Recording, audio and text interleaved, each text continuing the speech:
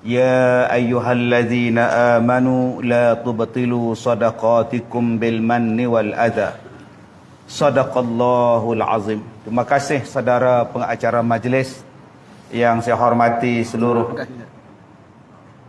Yang pegang tak ada? Tak ada yang pegang? Oh tak ada ya? InsyaAllah beli lain, InsyaAllah. Lagi cantik. Okay. Itulah kegemaran saya yang pegang.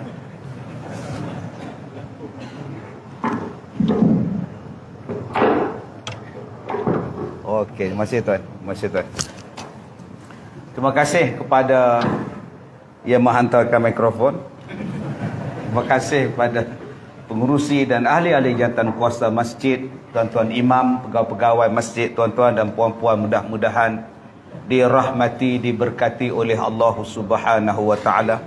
Surah An-Nur, Allah Taala berfirman, a'udzubillahi minasyaitonir rajim. Wa ankihul ayama minkum was-salihina min ibadikum wa imaikum ay yakunu fuqara yughnihimullahu min fadlih. Sadaqallahul azim. Dan nikahkanlah orang-orang yang sendirian di antara kamu dan orang-orang yang layak bernikah daripada hamba-hamba sahaya kamu, baik laki-laki ataupun wanita. Jika mereka miskin, Allah akan memampukan mereka dengan kurniaannya. Dan Allah tutup pada ayat itu dengan perkataan wallahu sami'un alim, dan Allah itu maha luas, maha mengetahui, lagi maha luas pemberiannya. Baik, tuan-tuan yang saya muliakan, surah An-Nur ayat 32 menunjukkan perintah daripada Allah. Allah gunakan perkataan wa ankihul ayama minkum, dan nikahkanlah orang-orang yang bujang di kalangan kamu. Perintah daripada Allah tu. Wa ankihu, perintah. Dia serupa dengan surah Al-Munafiqun ayat 10. Allah Ta'ala sebut wa anfiqu mimma razaqnakum min qabli an ya'tiya ahadakumul maut. Dan nafkahkanlah apa-apa rezeki yang Allah Ta'ala berikan kepada kamu sebelum kamu ni, kata Allah, sampai ajal dia, sampai mati dia. Jadi dua ayat ni, surah An-Nur ayat 32, surah Al-Munafiqun ayat yang ke-10, dua-dua menunjukkan perintah. Walaupun perintah tu bukan wajib. Perintah kata Allah wa anfiqu mimma razaqnakum, dan nafkahkanlah dan sedekahlah dan belanjakanlah apa-apa rezeki yang Allah bagi pada kamu sebelum sampai ajal. Makna pergi sedekah cepat. Sebab kata Allah fayaqula rabbi laula akhartani ila ajalin qarib. Sebab manusia ni bila nak mati, dia akan doa, dia akan minta kepada Allah supaya ditangguhkan kematian dia. Dia minta pada Allah, tangguhkan, laula akhartani, kalau boleh akhartani, tangguhkan, lewatkan kematian saya. Kenapa? Fa asaddaqa, saya nak sedekah. Wa akum minas salihin, dan saya nak jadi hamba Allah yang soleh. Dah nak mati sangat baru nak sedekah, kejadah apa? Yang siang malam waktu hidup di dunia dulu, marilah sedekah, dia tak nak deh. Munya banyak. Elok sebut sedekah, elok tabung berjalan. Astaghfirullahalazim. Masya Allah. Saya tak ada rancang pun dengan dia orang, tuan-tuan. Kebetulan semua ni. Ya, lagi pandai Ustaz, timing cantiknya. Kita buat sedekah, mereka bayar tabung cantik. Tak ada cantik lah tuan-tuan. Tu tanda-tanda dia tu. Tu tanda-tanda dia seru. Ya, betul Haji, lama tak nampak tu Haji. Ya. Tanda-tanda seru tu, adalah dah seru. Allah Ta'ala sebut dalam ayat ini, bersedekahlah kamu. Walaupun dia sunat, tapi Allah Ta'ala sebut. Allah Ta'ala kata, infakkan, nafkahkan. Punya banyaknya seruan untuk jadi baik dalam dunia. Selama ni kau tak buat, tapi bila kau mati, pandai pula kau minta, panjangkan umur aku. Dah hampir sakarat. Apa dia sakarat? Sakarat maknanya mabuk. Sakarat maknanya mabuk. Mabuk mati. Sakaratul maut. Orang yang berada dalam gelombang kesakitan mati. Apa tanda dia? Satu, tengok di atas. Orang Melayu sebut mandang ke atas. Udah mandang kata dia. Weh cepatlah weh. Komen tengok bapak komen. Udah mandang. Tengok di atas. Jadi kalau dia asyik tengok kanan, asyik tengok kiri, lambat lagi tu. Tambah yang datang tu pula grup marhaban, semua janda-janda pula dia tengok, tu lagi lambat tuan-tuan.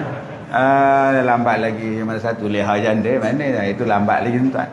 Dia bila sebut sakaratul maut, mata dah tengok di atas dan dia bunyi gar-gar. Itu bukan buang kahak tu. Jangan tuan-tuan pula kata kahak banyak dalam kerongkong gemuk ya. Tidak tuan-tuan, memang itu cara nak mati dia. Macam kita nak sembelih lembu nanti, hari korban nanti. Dia nak mati tu dia bunyi. Itu maknanya. Kalaulah kita tahu waktu dia nak mati tu apa sebenarnya dia yang minta. Jarang kita temu ramah orang yang nak mati ni, kita jarang temu ramah dia nak apa mau, jarang tuan. Semua pakai ngajung ucap, diam, nangis semua je. Cuma dalam drama aja bila nak mati nyembang. Nyembang, kalau mak mati kau jagalah bapa engkau. Jarang tuan-tuan kita tengok orang mati macam tu. Siap pesan ada suami dia, kalau ia mati abang jangan nikah lain tau. Baik tuan-tuan. Lepas dia nanti mati menikah terus. Tuan-tuan, itu drama. Orang yang nak mati ni Allah Ta'ala sebut dalam Quran, dalam hati dia minta Allah bagi nyawa lagi, bagi nyawa lagi, bagi nyawa lagi. Nak buat apa? Fa'asaddaqa, aku nak sedekah. Rupa-rupanya orang yang sakaratul maut, dia minta nyawa disambung lagi. Nombor satu sebab dia nak sedekah. Macam yang tuan-tuan dubuh dalam tabung, macam yang tuan-tuan duk sedekah pada masjid ni. Saya tengok masjid ni cantik tuan-tuan, Masya Allah. Masuk dalam tandas pun cantik, rasa tak mau keluar. Tandas cantik, kapet cantik, nak buat menara pula, subhanallah. Harap-harap pengisian dia pun cantik. Jadi apa yang tuan-tuan sedekah pada masjid ni, insya-Allah Allah terima. Insya-Allah berpanjangan pahalanya selepas kita mati. Tapi ada orang yang bila disebut sedekah, dia buat bodoh. Buat nohen, kata orang Parit. Nohen je. Itu bahasa orang Perak, nohen je rupanya. Macam tak ada tangan je, nohen je. Diam je. Bila nak mati, minta pula dia pada Allah. Panjangkanlah umur, aku nak sedekah. Waktu hidup kau tak nak. Waktu sihat kau tak nak. Yang kedua, wa akum minas salihin, dan aku nak jadi orang soleh, kata dia. Minta Tuhan, aku nak jadi semayang, aku nak buat semayang balik. Dulu azan sampai terkeluar nak tekak tu imam tu bilai, haram dia datang semayang. Terkeluar nak tekak, tak semayang dia. Lalu je dia tengok malam ni ramai. Apa hal ramai malam ni? Dia kenuri ke? Kenuri saja fikir dia. Dia bukannya fikir dia ceramah ke, ada kuliah ke, apa ada ramai, ada makan. Tak ada, dia berkabur malam dia makan pun. Kerja dia makan, dia fikir tuan ni. Tapi kalau tengok wayang, tak payah panggil. Best cerita dia. Ya ke? Best. Tak, juta-juta dapat tau. Sebab tu kalau tuan-tuan masjid nak dapat duit juta-juta, buat filem. Mak Rabun ke, Mak Bersilau ke apa ke. Tengah-tengah malam, opah pergi tengok naik wheelchair begini. Mana apa? Tengok wayang begini, tengok tu. Udah nak tengok bersilat Mak Kilau. Bukan saya kutuk filem Mak Kilau pula. Tak, nak bandingkan. Yang rumah hang dekat dengan masjid hang tak main semayang, subuh hang tak main semayang, mari tengok wayang berduyung-duyung tengok. Tak malukah kita depan Tuhan besok?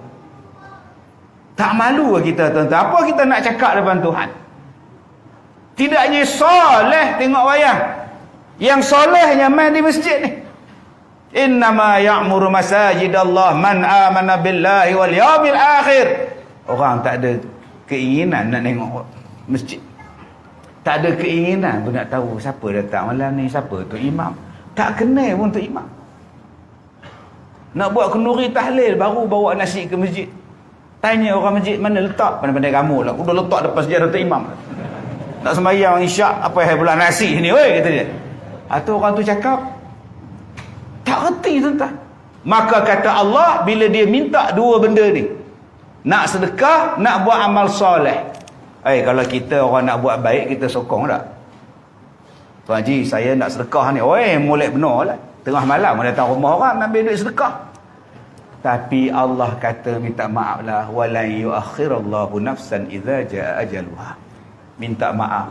Umur kamu takkan dipanjangkan lagi. Bila ajal dah sampai, matilah engkau. Dulu aku bagi peluang, kau tak buat. Dulu kau ada umur, kau tak buat. Dulu kau sihat, kau tak buat. Sekarang mati dah sampai. Minta maaf, jalan terus. Itu surah Al-Mu'minun ayat 10, ayat 11. Surah An-Nur pula perintah lagi sekali. Walaupun dia bukan perintah wajib, perintah juga. Wa ankihul ayama minkum, dan nikahkanlah orang-orang yang bujang di kalangan kamu. Sebab tu kita dalam peringkat keluarga, kita kena tengok anak kita belum kahwin. Kena ada cari jalan macam mana nak bagi nikah anak aku. Kena cari jalan tu sebagai ketua keluarga. Bapa, mak kena cari jalan macam mana nak nikahkan anak-anak dia. Ada isteri yang cari jalan macam mana nak nikahkan lelaki. Ada juga tuan. Itu termasuk tanda-tanda kiamat. Oh subhanallah. Ada yang saya khabar ni, ada saya pernah pergi rumah dia. Dia kahwin 4. Suami ni kahwin 4. Jadi saya berjalan pergi rumah dia, ziarah dia. Ustaz duduk kejap ya, nak ke belakang kejap. Isteri dia pun datang hantar air. Hantar air minum, makan semua. Saya kata, akak, sihat tak? Sihat. Ustaz sihat? Sihat macam ni kak, sihat orang tua. Dahsyat kak ni, saya respect betul ya. Apa yang respeknya Ustaz? Tak adanya respect je. Yalah, mana ada orang perempuan pergi minang untuk suami dia, akak je. Isteri nombor 2, bayangkan. Yang nombor 2 pun dia minang untuk suami dia, nombor 3 pun dia pergi minang. Macam mana akak boleh pergi minang bagi dekat suami? Ya Allah, hebat akak ni. Ustaz, itu dunia semua Ustaz. Yang akak cari akhirat. Apa sangat dengan dunia ni, lantaklah dia. Yang penting kau dapat akhirat. Kau target akhirat Ustaz. Jadi akak-akak di belakang, targetlah akhirat. Biarlah dia main depan, dia tahulah dia membuat projek macam mana. Oh, kalau bab nikah 2 bab akhirat Ustaz ya. Itu dia bukan. Saya nak cerita dekat dia. Dia kata itu semua akhirat. Saya nak akhirat Ustaz. Ini dunia Ustaz. Dunia apa yang dia pulung, dia gaduh tarik rambut lah, santam nyantok, lantak dia lah. Hebat.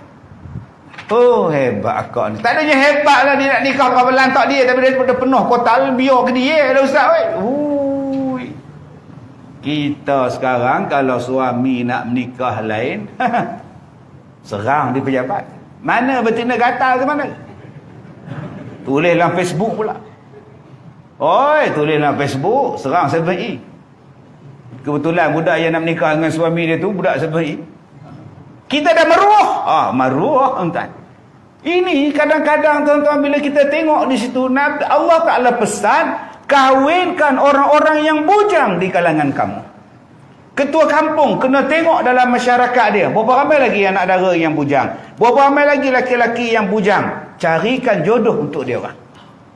Yang memerintah pula, carikan jodoh pada rakyat, berapa ramai yang bujang, kita nikahkan mereka. Mudahkan mereka ni berkahwin. Carikan mereka pekerjaan supaya mereka boleh berkahwin. Carikan jodoh untuk mereka supaya mereka berkahwin. Itu makna perkataan wa ankihu. Tadi ayat wa anfiqu. Yang ni pula ayat wa ankihu. Cari jalan macam mana orang boleh kahwin dengan mudah. Bagaimana orang boleh dapat jodoh yang terbaik. Tanggungjawab atas seorang setiap daripada kita. Subhanallah, Masya Allah. Jadi jangan ayah tak susah hati, mak tak susah hati, anak tak kahwin-kahwin. 5 anak dia tak kahwin, biasa. Macam mana mat? Tak kahwin anak-anak kau? Lantak dia orang lah, itu pilihan dia orang. Tak, dia kena cari jalan. Sebab tu dalam Islam dibenarkan kepada kita mak bapak meminang orang lelaki-lelaki. Boleh, tak salah. Tapi bukanlah pergi minang tu bawa tepak sirih, kami datang nak meminang anak Tuan Haji untuk anak gadis kami. Bukan macam tu.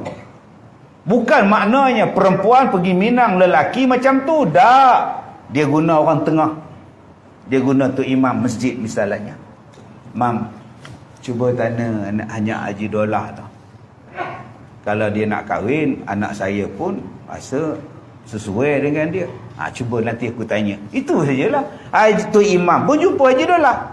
Haji Dolah, anak engkau tu kalau nak kahwin, aku rasa dengan anak Haji Latif tu okey. Itu saja. Bukan itu imam tu pula pergi cakap, saya ni menerima wakil daripada anak Haji Latif meminang anak awak Haji Lola. Bukan macam itu. Dia tolong gukan, dia tolong matchkan di antara dua orang. Caranya begitu supaya orang perempuan tadi tak terasa malu apabila ditolak pinangan dia. Bukan maknanya pergi meminang-minang, bukan. Maksudnya ialah adanya orang tengah.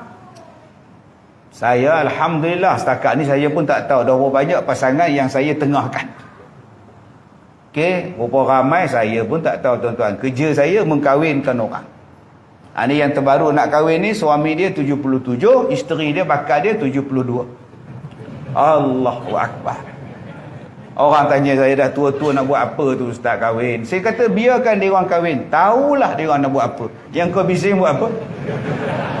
Yang kita sibuk-sibuk dah menong, apa benda dah tua-tua nak buat apa tu tak tidur malam fikir masalah orang buat apa. Dia orang dah kahwin, tahulah dia orang nak buat apa, sibuklah tuan-tuan. Saya tanya pada Tuan Haji yang umur 77 ni, apa alasan nak kahwin? Saya malu menghadap Allah dalam keadaan saya bujang. Menyandor saya gini. Cara cakap tu macam wali entah. Malu menghadap Allah dalam keadaan bujang, ustaz. Berapa ramai yang tak malu menghadap Allah dalam keadaan meninggalkan sembahyang. Berapa ramai yang tak malu menghadap Allah dalam keadaan pegang harta riba. Kereta riba, rumah riba, handphone riba. Handphone pun riba sekarang. Tak malu kan mati menghadap Allah dalam keadaan kita ini main riba, sedangkan riba tu ialah fa'zanu biharbin minallahi wa rasulih. Orang yang makan riba ni seolah-olah berperang dengan Allah dan Rasulnya. Tiba-tiba kita hari ni, betul alasan tu, saya tak kata salah, betul ucapan tu ialah ucapan wali-wali dulu, ucapan ulama dulu. Kalau mati isteri dia, besok kahwin. Mati isteri dia, besok kahwin. Bila orang tanya, kenapa awak kahwin? Saya malu menghadap Allah dalam keadaan saya single. Itu kata-kata ulama dulu-dulu. Tuan-tuan boleh buka dalam kitab. Tapi maksud saya hari ni, berapa ramai yang tak malu jumpa Allah, sedangkan dia banyak lagi hutang tak selesai dengan Tuhan. Di antara benda yang kita tak selesai dengan Tuhan ialah buruk sangka. Buruk sangka dengan Allah. 3 hari sebelum Nabi wafat, Nabi sebut dalam hadis dia, la yamutanna ahadukum, janganlah mati di kalangan kamu, melainkan kamu mati dalam keadaan bihusnillahi zan, hendaklah kamu bersangka baik dengan Allah. Jangan mati dalam keadaan kamu sangka buruk dengan Allah. Ustaz, macam mana yang sangka buruk pada Allah? Yang Allah bagi, yang Allah tak bagi, kita kata buruk pada Tuhan. Kita tak setuju dengan perintah Allah. Kita kata Allah zalim, kita kata Allah jahat, kita kata Allah adil. Tak adil, kita kata Allah tak adil. Maknanya kita dah buruk sangka dengan Tuhan. Bayangkan tuan-tuan, menghadap Allah dalam keadaan buruk sangka. Apa dia buruk sangka, Ustaz? Dia mengeluh. Kenapa kulit aku hitam? Kenapa aku hitam, orang lain putih? Dalam keluarga aku seorang saja yang gelap, yang lain semua cerah. Kenapa Tuhan tak bagi adil pada semua orang? Dia buruk sangka dengan Allah. Jahat orang. Tuan-tuan boleh tengok benda ni dalam radio. Setiap petang ada rancangan Aku Dia dan Lagu, Aku Dia dan Kenangan. Buka radio 5:30 petang, dia cerita lagu tu. Aku akan menceritakan kisah diriku, seorang anak yang terbuang dalam keluarga. Aku tidak nafikan, aku tidaklah secantik kakakku. Kita duduk dalam kereta tu dengar, mereka putih, bergaya, cantik. Berbeza dengan aku yang agak gelap, gemuk dan agak rendah. Aku pun heran, kenapa Allah jadikan aku begini? Engkau heran dengan Tuhan? Engkau nak tanya Tuhan? Benda macam ni tuan-tuan, P. Ramlee dah lama dah tanya dalam penarik beca tu. Oh Tuhanku, mengapakah kau bezakan hidupku? Apa benda kau? Buruk sangka dengan Tuhan. Allah tak tengok putih, Allah tak tengok hitam, Allah tengok hati. Janji hati kau bersih, sudah. Ada yang marah, saya ustaz kahwin 15 tahun. Masalah, tak ada anak ustaz. Masalah, tak ada anak, ustaz faham tak? Masalahnya, iyalah 15 tahun kahwin tak ada anak.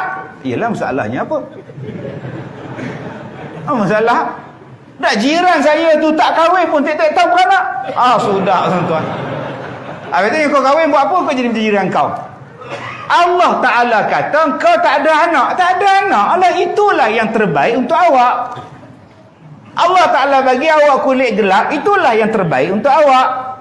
Allah Ta'ala bagi kau sakit, itulah yang terbaik untuk awak. Allah bagi sakit, sihat untuk awak, itulah terbaik untuk awak. Apa yang Allah Ta'ala bagi pada kita ni terbaik untuk kita. Lah, tak boleh kita nak reda dengan Tuhan. Allah bagi kita seorang je anak, mati pula anak tu, cekik rambutan. Dia duk maki buah rambutan tu buat apa? Saya sejak anak saya meninggal, saya tebang semua pokok rambutan. Saya tak suka. Lepas tu macam orang jual tepi jalan tu, saya bakar gerai dia, orang tahu. Apa je zalim benar kau ni. Anak dia mati tercekik biji rambutan, kau anti pada buah rambutan. Dah tak kena dia. Ustaz kata itu terbaik untuk anak saya. Anak makcik umur berapa? 4 tahun waktu meninggal. Bukankah dia ahli syurga? Bukankah dia ahli syurga? Pun salah. Tak, kulit saya hitam ustaz. Yang lain putih. Apa masalahnya? Allah tak tengok hitam putih, Allah tak tengok cantik, Allah tak tengok lawa pun. Innallaha la yanzuru ila suwarikum. Tuhan tak tengok, Tuhan tengok hati kau. Bilal bin Rabah tu sahabat Nabi yang dijamin syurga walaupun kulit dia hitam. Sampai tapak kaki dia menderap dalam syurga. Allah elok terima dia. Kenapa awak tak jadikan Bilal bin Rabah sebagai contoh? Walaupun dia hitam, tapi suara dia, amalan dia, sampai sekarang nama orang yang azan, nama dia Bilal. Walaupun sebenarnya azan itu muazzin. Yang azan tu sepatutnya panggil muazzin. Tobat lahum kita tak panggil. Kita panggil Tok Bilal. Mana ada orang panggil muazzin? Muazzin tu siapa? Astagfirullahaladzim. Dia tak kenal dia. Tok Bilal. Oh, katalah Tok Bilal. Nampak tak?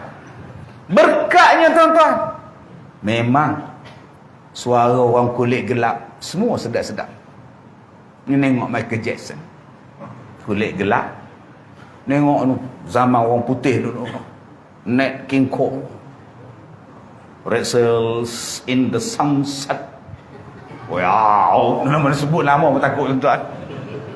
Cara suara dia pun garau lah. Suara sedap-sedap tengok Ning Baizura. Suara tuan. Memang suara yang hak orang kulit gelap ni semua suara nya tuan-tuan. Allah Ta'ala bagi pun salah. Jadi jangan kita rasa Allah Ta'ala ni zalim, Allah Ta'ala ni tak adil. Jangan buruk sangka. Termasuklah di dalam rumah tangga. Baru ni saya cakap dengan satu ustaz daripada bahagian rumah tangga. Tuan-tuan, orang yang paling banyak bercerai dalam Malaysia ni, nombor 1 negeri Selangor, nombor 2 Johor, nombor 3 Kedah. Saya kata alhamdulillah saya orang Perak, tak masuk pingat mas, Perak Gansar tak masuk, alhamdulillah lah. Dia kata setakat beberapa bulan Mei ni saya 8,000 pendaftaran kes. Lebih daripada separuh menceritakan tentang perceraian. 8,000 kes. Dia kata dalam tempoh yang sama bercerai saja ada 3,000 kes bercerai. Dalam tempoh 5-6 bulan yang pertama. Ada sehari ada berapa ratus perceraian. Sehari sebulan tu ada berapa ratus perceraian tuan-tuan. 626 kes sehari, sebulan bercerai. Sehari maknanya tuan-tuan ada 10 kes cerai. Banyaknya rumah tangga kita tak seronok. Banyaknya. Jadi saya tengok muka ustaz tu susah hati utik ni. Bercerai ni dia kata rumah tangga kita teruk. Saya jawab senang je. Kita ada jalan penyelesaian. Tapi jalan penyelesaian kita tak buat daripada dulu. Serupa hari ni kita duk mengadu kemalangan jalan raya terlalu banyak. Yang mati beribu orang setahun. Beribu orang dalam sehari, beratus orang mati kemalangan. Kenapa? Macam mana cara? Ada yang komplain sekarang jam lah. Dari Kampung Bahagia nak pergi ke Teluk Intan tu pun ramai. Bapa. Itu makna jam lah tu. Bapa. Kalau mak kurang sikit, oh jam betul Kampung Bahagia sampai ke Teluk Intan. Mak jarang nak. Dia mesti bapa. Maknanya berat benar aksidennya tu. Kita kalau masalah besar tu, bapa, kata orang Perak tak? Tuan-tuan, senang je. Kita duk cakap tentang kesesakan jalan raya. Atau kamu jual kereta, macam mana tak sesak? Tiap-tiap minggu keluar kereta baru ni, Alza keluar pula. Yang dulu Ativa, lepas Ativa Alza pula. Ada kamu bising, banyak benar keretanya pun. Atau kamu jual, teruslah jual kereta, selamat masalah ni. Kemudian kita pun mula membuat jalan. Akhirnya sesak tetap berlaku. Sebab kita hari ini memudahkan sangat penjualan kereta. Yang tak layak beli kereta pun beli kereta. Tak boleh cara A beli kereta, dia guna cara B beli kereta. Dia guna cara C beli. Loan tak lulus, kredit lulus. Habis tu jam tak jam, macam mana? Di setengah negara Eropah, tuan-tuan, hanya orang yang betul-betul layak saja beli kereta. Gaji, kemampuan, keluarga dia layak baru boleh-beli. Tak layak kau naik bas, kau naik monorail, kau naik LRT ke apa. Itu di negara Eropah. Pencemaran tak berlaku, kesesakan tak berlaku, kemalangan dapat dikurangkan. Sebab kereta mereka hadkan jualan pada yang betul-betul layak saja. Maka tidak ada jam. Tuan-tuan tengok sekarang, bukan setakat jam di jalan, nak parking pun jam. Di rumah tuan-tuan ni, oh, satu rumah 4 kereta. Mana nak letak ni tuan-tuan? Mana kereta kamu lihat? Dalam longkang mak. Astagfirullahaladzim. Itu je tempat paling senang nak landing mak. Belasah lengkau. Jadi nombor 1, kontrol balik. Kontrol balik. Dan yang keduanya, tingkatkan pengangkutan awam supaya orang naik pengangkutan awam. Jadi senang tuan-tuan. Yang kedua, orang duk cerita tentang perceraian. Buruk sangat ke perceraian? Sedangkan perceraian itu diizinkan dalam agama. Kalaulah cerai itu tak diizinkan, agak-agak apa jadi dunia ni? Isteri kena pukul, masuk hospital Teluk Intan. Doktor tanya, siapa yang pukul awak? Suami. Dah berapa kali dah? Tiap-tiap hari. Tak nak cerai? Islam tak bagi. Ada? Sabar je lah. Innallaha ma'as sabirin. Oh, mampu itu. Kalaulah cerai tak boleh, hara kita. Mana suami awak? Suami saya pergi ke mancing laut. Apa tu? Dah sampai sekarang tak baliknya. Berapa lama dah? Dah 6 tahun. Tak nak kahwin lain. Kahwin apa? Dia cerai. Tidak, tunggu dia lah. Cerai ini satu bentuk menyelesaikan masalah. Perceraian adalah satu bentuk menyelesaikan masalah yang tak boleh selesai kalau tak bercerai. Dan kadang-kadang dengan sebab bercerai, kita jumpa orang lain yang lebih baik daripada bekas pasangan kita. Dapat suami yang pertama panah baran, penampar, penerajang, penumbuk siang malam. 3 tahun kahwin, cerai. Sekarang makcik tadi pergi ke pasar dekat dengan Kampung Bahagia tu, senyum je. Udah tembun badan dia, sihat dah sekarang. Macam mana kamu lihat suami baru kamu tak ada pukul-pukul dah? Alhamdulillah lah mak ngah, dapat yang ni alhamdulillah elok benar dah. Tak ada nak pukul tampar dah, eloklah. Wah, eloklah kamu pandai kau carinya. Tak ada cari dia nak tampar macam mana, tangan tak ada apa semua. Elok. Dia tampar pun tidak, menyepak pun tidak. Atau dua-dua tangan kudung. Oh. Tangan dia ke mana? Dia dulu ni ke tebu. Habis tu masuk dalam mesin tebu, lebuh tangan dia tadi. Allah Ta'ala kadang-kadang dia bagi pada kita yang lebih baik daripada itu. Sebab tu jangan takut bila sebut tentang perceraian. Ada yang malu bila dapat status janda, ada yang malu bila dapat status duda. Maka dia pun sembunyikan masalah dia, dia pun simpan masalah dia, daripada dia menapak di pejabat agama. Dia tak akan pergi pejabat agama, malu ya. Tahanlah dia walaupun suami tak bagi nafkah berpuluh-puluh tahun. Ini yang banyak berlaku tuan-tuan, sebab dia takut. Sedangkan perceraian merupakan salah satu usaha daripada nak menyelesaikan banyak masalah. Dan kadang-kadang bila bercerai bukan maknanya terus berpisah. Kena faham tu. Kalau susah-susah sangat bercerai je lah. Okey? Kita bercerai. Oh, garangnya suami. Aku cerai dengan kau, talak satu. Teng teng teng. Oh, bunyi pula tu, special effect tu, bunyi pula. Duk menung 2 minggu, duk menung di rumah. Aduh, susah tak ada janda aku ni. Dulu dia masak ke kat aku, sekarang ni Maggi je. Silap aku cerai dengan dia. Nampak? Isteri dia pun nyesal juga. Memanglah dia pandai barang, tapi duit tiap-tiap hari dapat. Sekarang apa yang tak dapat? Silap aku minta cerai. Sebab tu dia nama tempoh edah. Tempoh edah tu nama dalam bahasa Inggeris dia cooling period, tempoh bertenang. Kalau kau nak kahwin pada waktu itu, nama dia rujuk. Kau rujuk saja, tak perlu akad nikah. Hanya perlu bertenang, duk menung. Silap. Aku yang silap, bukan isteri aku silap. Aku yang bodoh. Bapak dia kata, kalau kau dah mengaku bodoh, telefonlah dia balik. Bodoh. Bapak pun cerdik. Maka dia pun ambil handphone, WhatsApp lah, apa lagi. Akum. Akum. Janda pula duk menung. Tengok-tengok WhatsApp masuk. Tok. Oh. Wakelem. Ejaan singkat kan, WSKS wakelem je lah bunyi dia. Wak apa tu? Suami dia tanya. Tak ada wak apa pun. Soalan ketiga ni maut punya soalan. Ingat kita tak? Bekas suami jawab. Tanya, ingat kita tak? Kalau isteri dia jawab, entah, ada harapan. Kalau dia jawab, ingat kita tak? Boleh belah. Tak payah tuan-tuan. Abang-abang kalau dapat jenis itu, datang sekolah saya. Stok banyak tau di sana.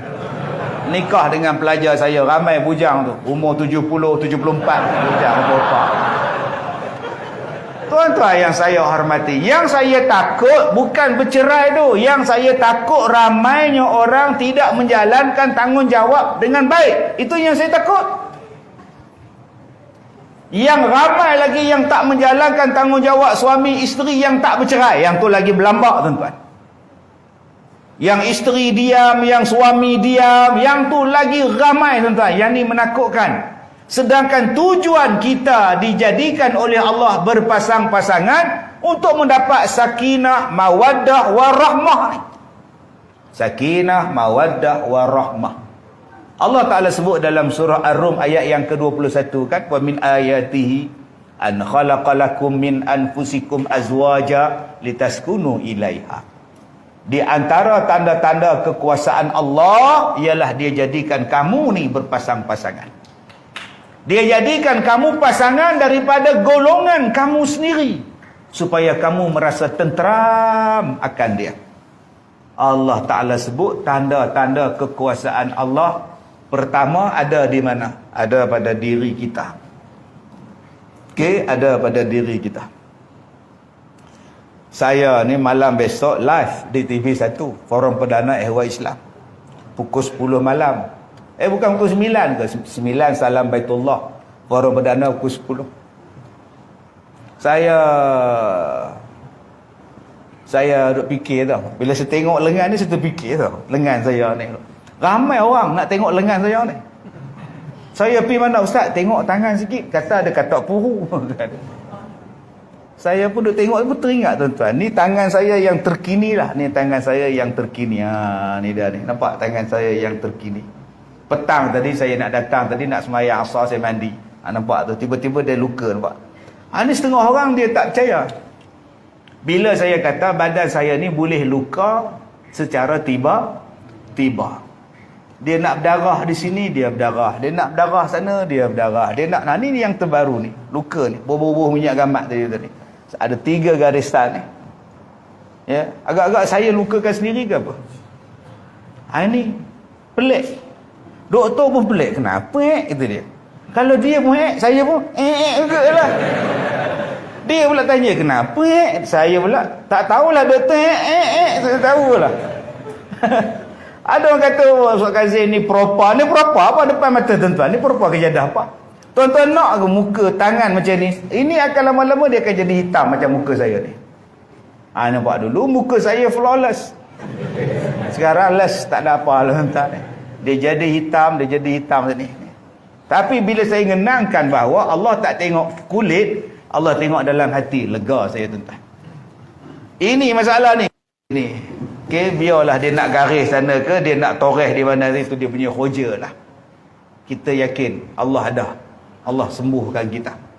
Baik, balik pada tanda-tanda kekuasaan Allah. Yang pertama ada pada diri kita. Wa fi anfusikum. Pada diri kamu tu ada tanda-tanda kekuasaan Allah. Subhanallah. Masya Allah. Tuan, saya duk mengkaji tentang jari. Tapak tangan kita jari 5 ni tuan-tuan. Tengah-tengah ni jari hantu. Ni jari manis, ni jari telunjuk. Cuba tuan-tuan tengok jari tuan-tuan. 5 jari ni, ada orang yang jari manis dengan jari telunjuk sama panjang. Macam saya ni tak sama. Telunjuk rendah, jari manis tinggi. Ada orang tuan-tuan yang sama panjang antara jari manis dengan jari telunjuk. Cuba tuan-tuan tengok. Ada tanda tu? Ada tanda meski, ada tanda papa kedana itu je. Ada yang jari manis dia rendah, jari telunjuk dia tinggi. Saya ni pula jenis jari telunjuk rendah, jari manis atas. Dia ada tanda. Ada tanda cap jari. Ada tanda cap jari. Kita berbeza antara satu sama lain. Tak sama. Tuan-tuan tahu tak, bila saya sakit hari tu, doktor datang. Ada 5 doktor daripada Institut Penyelidikan. Dia ambil penyakit saya ni sebagai kajian dia orang. Dia orang buat kajian tuan-tuan, Institut Penyelidikan. Weh, rasa benar, rasa bangga benar tuan-tuan. Orang buat kajian tentang penyakit. Tuan-tuan mana ada? Jadi kalau tuan-tuan nak dikaji, minta sakit je saya, insya-Allah tuan-tuan. Apa benda yang dia buat? Dia ambil rambut. Rupanya rambut dia boleh bagi tahu awak ada sakit apa. Buh dalam botol, tulis rambut. Lagi kuku. Saya kena potong kuku. Buh dalam botol, tulis kuku kanan, kuku kiri, semua yang ada. Kuku boleh bagi jawapan tentang penyakit. Kemudian kulit. Dia ambil pisau kecil, pisau dia toreh kulit. Satu badan dia toreh, bubur dalam botol. Tulis pula kulit. Yang paling saya tak tahan, darah. Gini. Ustaz tak nak tengok ke tak raya? Ustaz tempat lain tuan. Gaya saya tengok darah pula. Darah juga boleh bagi tahu macam-macam. Belum masuk lagi air kencing, dia boleh bagi tahu kekuasaan Allah. Bila saya dah balik, segala doktor tu balik, saya duduk atas kursi saya menung. Teringat pula aku cara buang saka. Lebih kurang macam itulah tuan-tuan. Nak rambut, nak kulit, nak darah. Oi, subhanallah. Dia boleh bagi tahu. Bila report sampai normal, negatif. No bacteria, no scabies, no. Oi, semua sihat.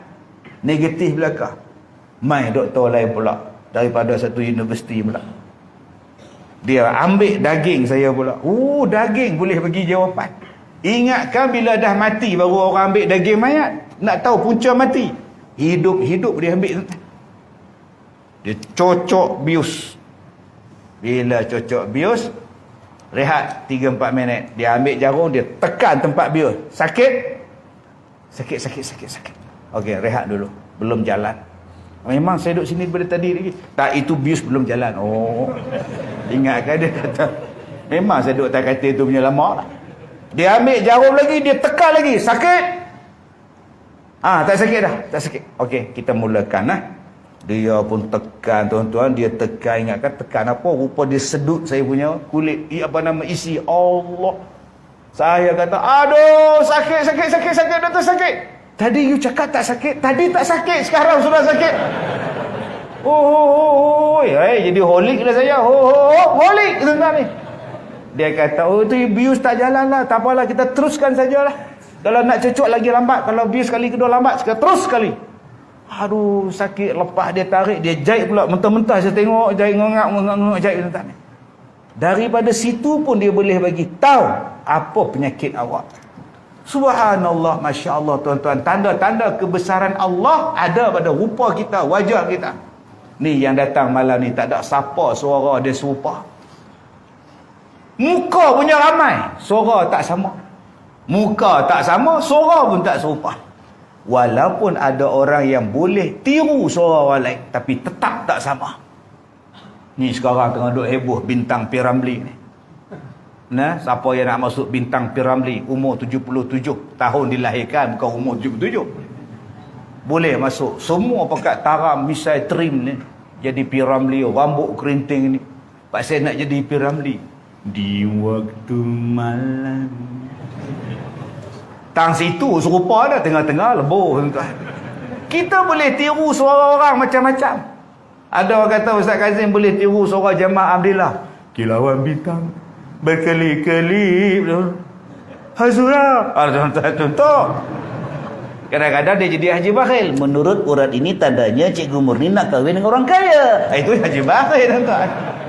Manusia boleh tiru suara, tapi tak selama-lamanya suara dia serupa. Tanda-tanda kebesaran Allah ada pada diri kita.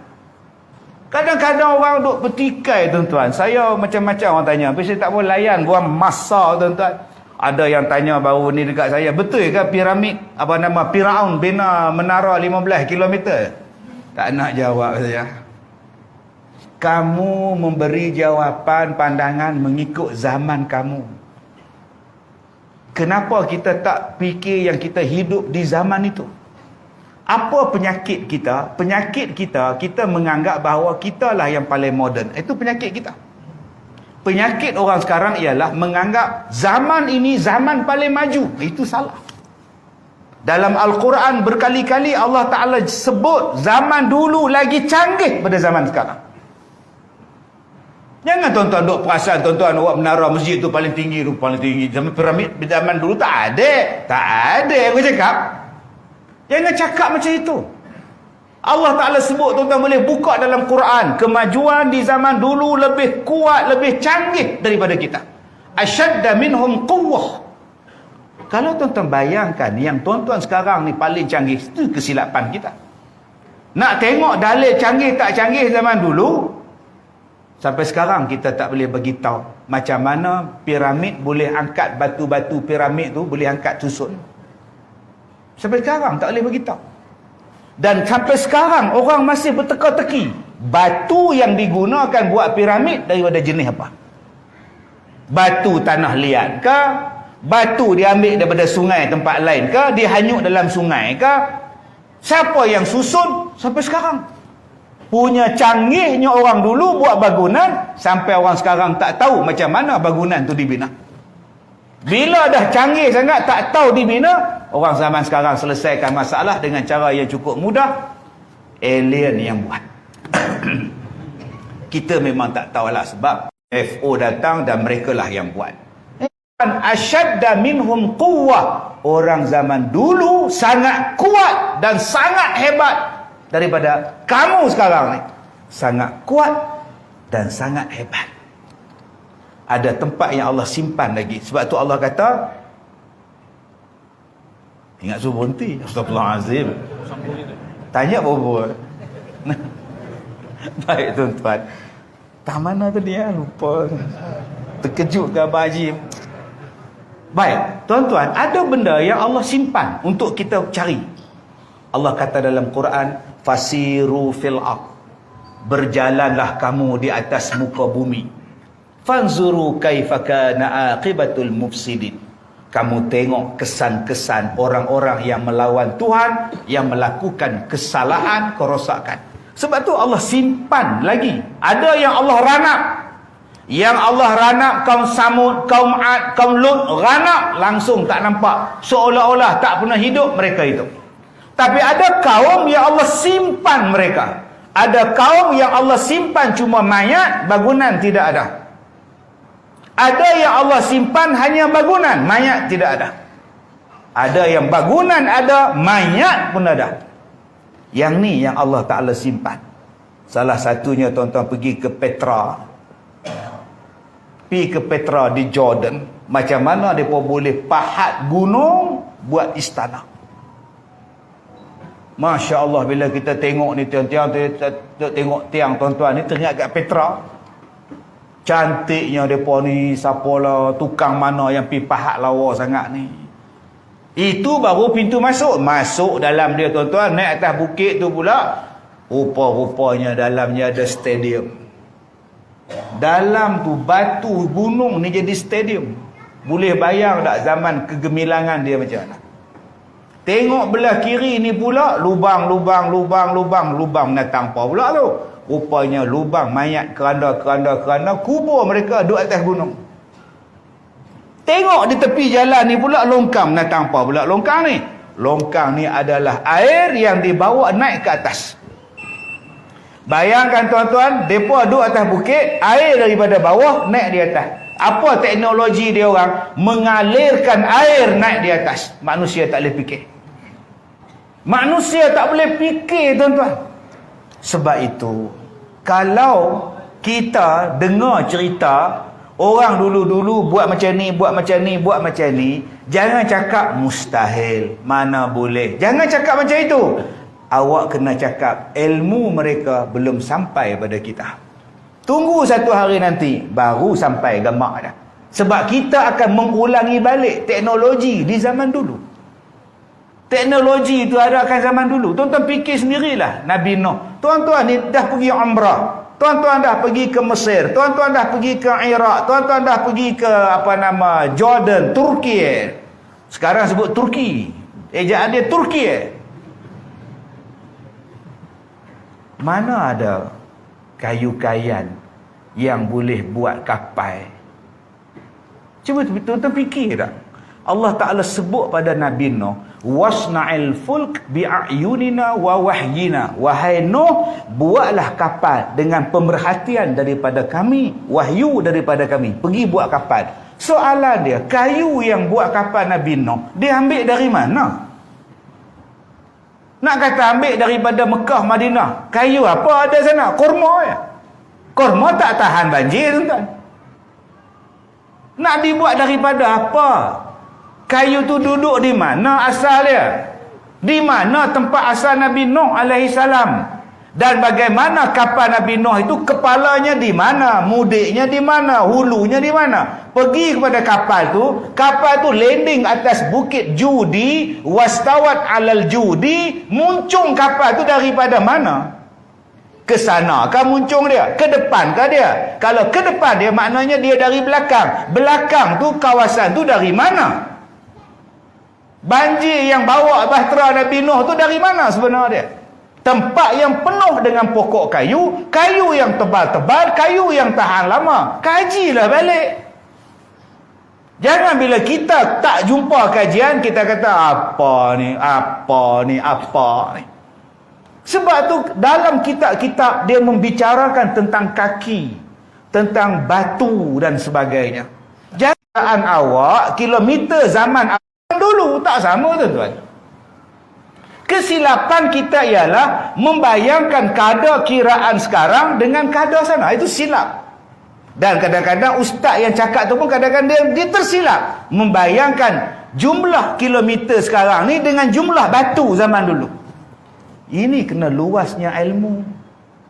Bila kita belajar tentang kiraan batu, orang Rom batu dia berapa? Orang Mesir kuno kiraan batu dia berapa? Yang kita pakai sekarang ini diguna pakai oleh Amerika dengan kerjasama daripada British pada ujung tahun 1800 baru diguna sekarang ni. Satu batu bersamaan 1.6 kilometer lebih kurang begitu. Tetapi kalau kita lihat di zaman dulu kerajaan Rom, kiraan batu kerajaan Rom yang memerintah di Mesir, yang memerintah pada masa itu kawasan di Mesir dan sebagainya, satu batu itu lebih kurang zaman sekarang ni lebih kurang 600 meter. Kalau 10 batu tuan-tuan bersamaan 600 meter saja ketinggian dia, bukan sampai berbelah-belah. Tang situ kesilapan di dalam mentafsirkan tentang jumlah batu mengikut kiraan Rom, mengikut kiraan orang-orang Mesir purba ataupun zaman sekarang. Kesilapan kita tadi ialah memahamkan sekarang. Benda tu ada dalam kitab. Sebab tu jangan memperolok-olokkan. Jangan menafikan. Jangan kau petikaikan. Kalau tak sampai pada akal engkau, jangan kau menafikan. Memperolokkan. Banyak benda yang dalam Quran yang tak tercapai akal. Contohnya apa? Tidur dalam gua 309 tahun. 300 tahun tidur. Sains boleh fikir macam mana dia tidur. Cuba tuan-tuan tidur dalam masjid ni. Baru 3 minit. 300 tahun. Tak berjanggut ke? Tak berlumut ke demen ni? Semut tak masuk telinga ke? Tidur dalam gua tak ada semut masuk ke? Ular tak datang, ular. Kita kalau duduk dalam gua, ular fikir. 309 tahun, jantung dema macam mana? Makan minum dema macam mana? Sains tak boleh fikir. Dah Allah Ta'ala kata jadi, jadilah. Oh, dahsyat. Dia buat cicak pula dah. 309 tahun tidur. Dahsyat. Bang, Allah kata tak dahsyat bang. Am hasibta anna ashabal kahfi warraqim kanu min ayatina. Allah jawab, apa kamu sangka ashabul kahfi tidur 309 tahun tu hebat? Kamu rasa dah luar biasa sangat? Belum lagi Pak Long. Kita rasa tidur 309 tahun dah cukup hebat. Allah jawab, belum. Sikit sangat. Ada seorang laki-laki, nama dia Zulkarnain. Dia menguasai 2/3 dunia ni tuan-tuan. Bawa segala tentera dia semua tunduk pada dia. Datang dia pada satu negeri, orang kampung Kaabah, untuk sidang Kaabah. Dia kata, tuan, balik gunung sana tu ada 2 bangsa kerjanya rokok kami, menyerang kami, ambil makan kami apa semua, tolonglah kami kejap. Ganas penuh orang balik gunung tu. Zulkarnain pun pergi tengok. Dia tengok, wah ramai gila orang belah sana. Besar-besar gila orang belah sini. Kalau tak disekat dia orang ni, habis diserangnya. Dia turun dari bukit, baik aku tolong kau mai. Carikan aku besi. Carikan aku tembaga. Moh kayu api. Kita bakar kayu, kita bakar besi, tembaga, kita buat benteng. Supaya orang sana tak boleh serang komat. Nama dia benteng Ya'juj dan Ma'juj. Yang jahat balik sana tu Ya'juj dan Ma'juj. Tuan-tuan bayangkan, tembok apa yang tak boleh dipanjat? Ambil tangga lah panjat. Tak pun baling tali, bum, jatuh, tarik. Tak pun gerudi ke? Tak pun guna lastik yang besar. Tarik lastik, letakkan orang, lepaskan, lompat. Sampai sekarang, tembok tu tak boleh rempuh, tak boleh runtuh, tak boleh dilepasi, tak boleh dipanjat. Tembok jenis apa ni? Sains boleh bagi jawapan. Otak kamu zaman sekarang boleh bagi tahu tembok apa? Bangunan apa yang tak runtuh ni? Tak boleh bagi tahu. Otak kita tak ada ilmu itu. Ilmu awak tak sampai tahap itu. Sebab itu bila kita dengar benda yang tafsir ulama-ulama bincang benda sesuatu benda dalam Quran, jangan kita cepat kata, ni kaki DVD ni. Ini tak boleh pakai ni. Macam-macam tentang pisang dia balut. Ilmu kita ni sikit. Yang kita sekarang ni kecil. Otak kita kecil. Nak bandingkan orang dulu-dulu. Orang dulu-dulu bayangkan teknologi apa, nak buat kapal dia seorang. Tuan-tuan nak buat masjid ni berapa ramai orang? Mesti dia ada teknologi yang canggih. Tuan-tuan ingat dia pikul papan gitu je. Hoi, hoi, ya, hoi. Tuan-tuan ingat dia macam tu je buat. Gunalah otak sikit. Macam mana dia orang buat piramid. Dalam piramid tu boleh simpan mayat, boleh simpan makanan, boleh simpan benda dan tak masuk udara dalam dia. Langsung tak rosak bangunan dia selama 5,000 tahun. Tuan-tuan bayangkan masjid ni 5,000 tahun. Agak-agak apa jadi? Tak payah 5,000 tahun. 5 tahun tak duduk, habis. Kipas lebuh, aircon lebuh, kapet lebuh. Tongkat mimbar lebuh. Naik lori ngangkatnya. Tapi demo 5,000 tahun tak hancur mayat Firaun. Otak tak boleh fikir. Otak tak boleh fikir. Macam mana memang tak raput mayat ni? Orang jahat memang macam tu tadi. Orang jahat memang lah tak raput. Senang bagi alasan. Jawapan dia ialah kebijaksanaan yang Allah bagi. Jadi tuan-tuan, benda pelik-pelik ada pada kita. Jadi jangan kita rasa kita ni hebat sangat. Hak lain ciptaan Allah pun hebat. Tanda-tanda kekuasaan Allah ada di sekeliling kamu. Kadang-kadang tanda-tanda kekuasaan Allah ada di langit. Nama dia matahari, bintang, bulan. Tanda-tanda kekuasaan Allah ada di laut, di air. Dan kata Allah, di antara tanda kekuasaan Allah ada di rumah kita. Ya Ustaz? Ya. Wa min ayatihi an khalaqalakum min anfusikum azwaja. Di antara tanda-tanda kekuasaan Allah, dijadikan pasangan kamu daripada jenis kamu sendiri. Di rumah kita ada isteri, di rumah kita ada suami. Suami dan isteri kita itu di antara tanda-tanda kekuasaan Allah. Masya Allah. Hebat. Macam mana tanda kuasa Allah tu Ustaz? Cuba tengok. Waktu awak lahir dulu, ada awak bawa surat nikah? Tak ada. Waktu awak tingkatan 4, awak kenal tak isteri awak tu? Kenal. Memang dia ketua kelas. Saya budak biasa lah. Memang saya benci kat dia lah kan. Dia sikit-sikit tulis nama hantar kat cikgu. Sikit tulis nama kat cikgu. Menyampah tu. Lepas tu macam mana boleh menikah pula? Saya pun tak tahu Ustaz. Sama-sama kerja kilang Ustaz. Kenan pula. Padahal tak tahu Ustaz. Itulah tanda kekuasaan Allah. Daripada tak suka, Allah timbulkan perasaan suka. Sekarang anak 8. Mak macam mana mak boleh kahwin dengan ayah? Ayah kamu tu tahu lah mak. Jahat nak naik RZ ngorak mak tu dia. Tahun bila tu mak? Tahun 80, 89 dia ngorak mak naik RZ. Lepas tu mak layan. Aku tak layan. Mak, dah opah kamu garang, tak berani dengan aku. Dia ngorak di mana mak? Itu mak nunggu bah. Tiap-tiap hari dia nunggu bah, dia datang naik RZ dia. Getik tengoknya. Mak tak layan ni dah. Lepas tu macam mana mak berkenan? Seminggu jugalah dia tak datang. Mak nunggu ke mana orang budak tak datang pula. Lepas tu rindu pula. Sudah tuan-tuan. Daripada duduk menyampah RZ, sekarang dia pula menonggak naik RZ tuan-tuan. Allah Ta'ala bagi pada kita satu benda yang daripada awal-awalnya muka saling tak sama. Cuba tengok sekarang 50 tahun kahwin. Cuba tengok, bau badan pun sama, muka pun sama, batuk pun sama, senyum pun sama, PL pun sama. Allah bagi keserasian. Dengan sebab dah serasi, suami tahu kehendak isteri, isteri tahu kehendak suami. Hanya dengan batuk, suami isteri boleh tahu. Itu tek. Tek ayah kamu nak tek tu. Kalau panjang lagi, besok Jumaat kan, jom tidur. Yang mana faham, tak faham tak. Dia hanya dengan bahasa isyarat saja dia boleh faham dah. Kalau maknya diam, tak tanya, tak menjawab, tanya, tak menjawab, si bapak dah tahu dah. Dah tahu dah, tu merajuk tu. Main nak makan.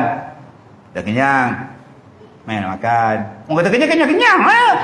Nampak tuan-tuan. Kita dah tahu dah. Sebab itu tanda-tanda kekuasaan Allah ada di situ.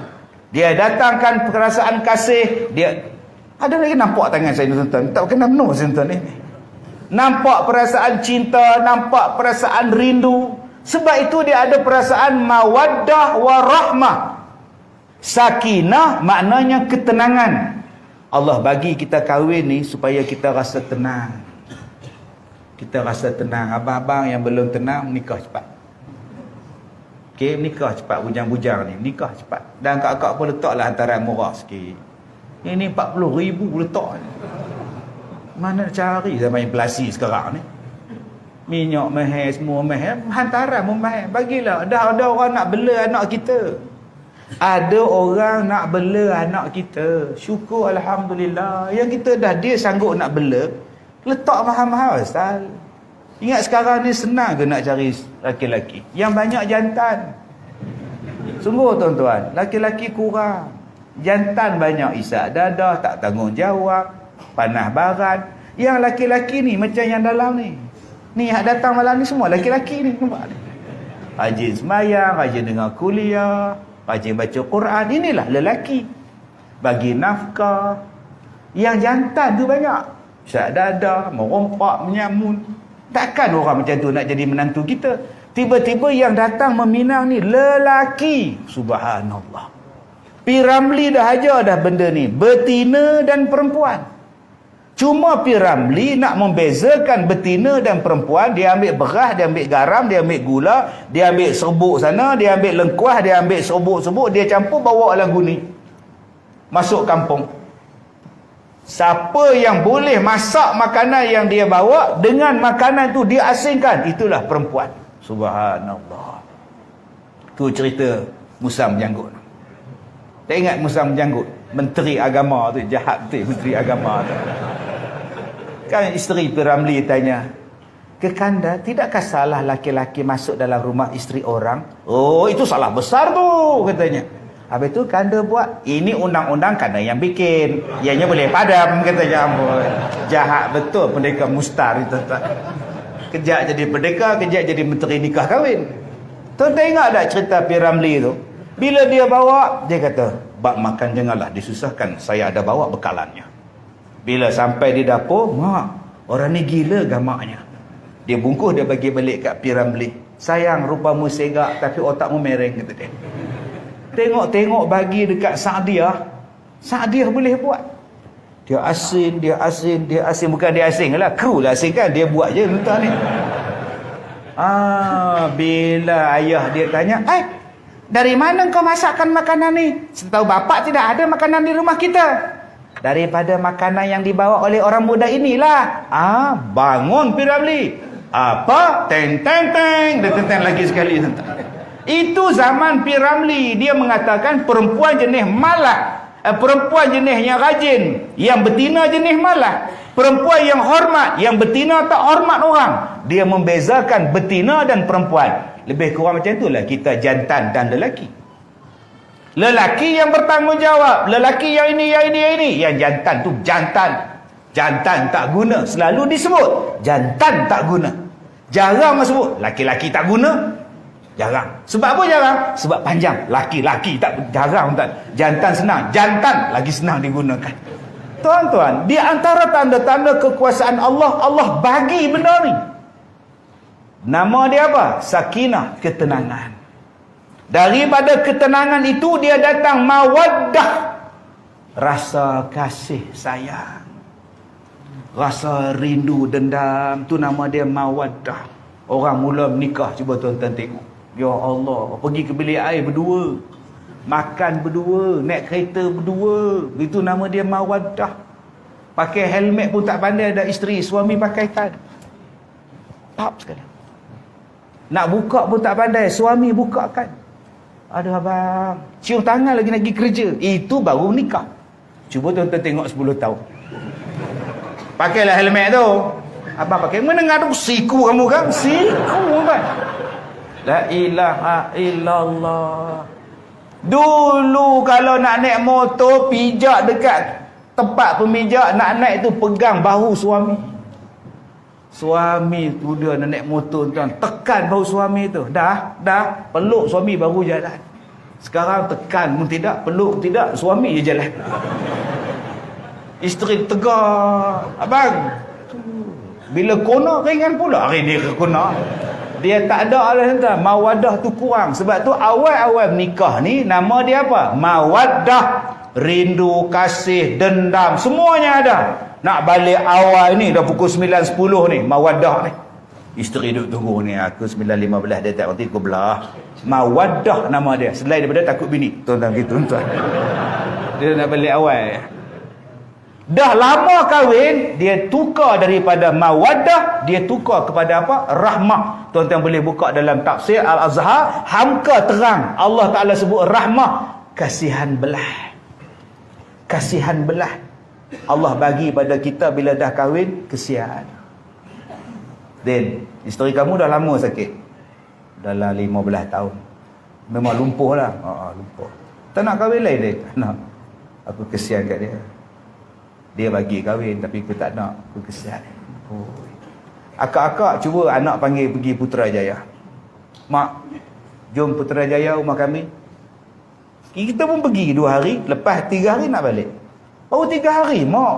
Nak balik. Kenapa duduk lama sikit? Kesian bapak kamu. Apa dia makan tak tahulah orang tua tu. Nampak tak orang mak akan jawab, kesian bapak kamu. Dia tu jangan kata nak masak. Nak buka dapur gas pun tak reti. Kan mati ke buluh pula orang tua. Dia kepada kesian. Itulah dia tuan-tuan, sakinah, ketenangan, mawaddah, kasih sayang, rahmah, kesian. Jadi saya pun kesian pada tuan-tuan, lama dah. Dan tuan-tuan pun kesian dekat saya juga. Saya pun lama nak pergi Kuala Lumpur lah tuan-tuan. Ya.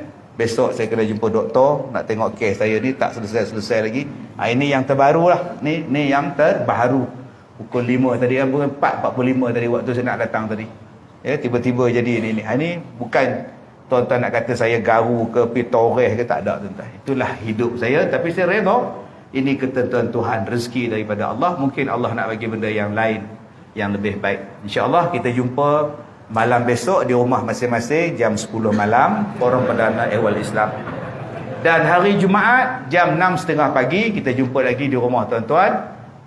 Tanyalah Ustaz di TV3 hari Jumaat. InsyaAllah kita jumpa lagi. Wabillahi taufiq wal hidayah. Assalamualaikum warahmatullahi wabarakatuh. Saya minta maaf jika terkasar bahasa.